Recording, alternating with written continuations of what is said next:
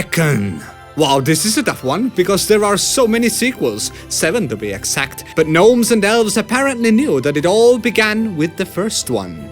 It was released in 1994 in arcades, and was ported to PlayStation home consoles as well. The story is quite simple. There's a worldwide competition that yields fame and fortune, but only for those who can beat the legendary fighter Heihachi Mishima. The winner will be crowned with the Iron Fist title, riches and fame and a hose and blow. You have 8 characters to begin with, each one of them with different backstory, moveset and personality. You can unlock additional 10 characters, which is amazing.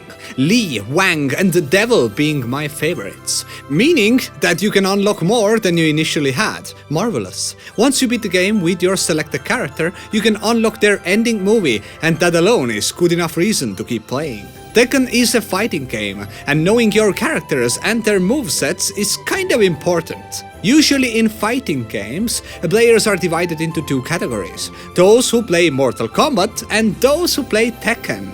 Rarely I see someone who actually excels in both. I know that Mortal Kombat was released 2 years prior to Tekken, and few might even say that one is better than another. Truthfully, they can't be compared, although they are in the same genre. It's like comparing PUBG and Fortnite. We all have our favorites, and my faith lies in Tekken.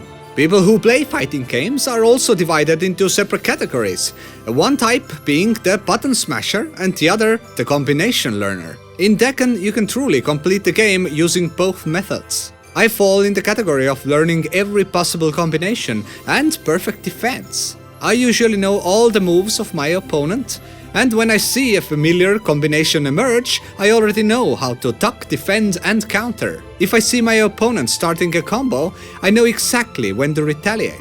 I was one of the best Tekken players in my circles. As I'm petting my own shoulder again, I remember my sister bragging about my skills when she was at the party.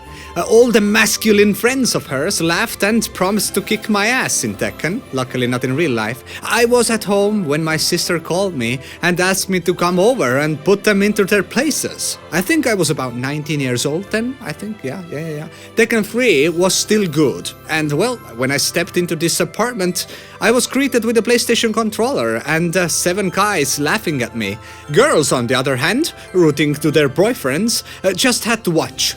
Watch me single-handedly beat the shit out of all of them one by one. By my 67th consecutive win, I hadn't lost a single round. So I switched to KUMA, the slowest and most boring character in Tekken, in my humble opinion of course. By my 138th win, I had lost a few rounds.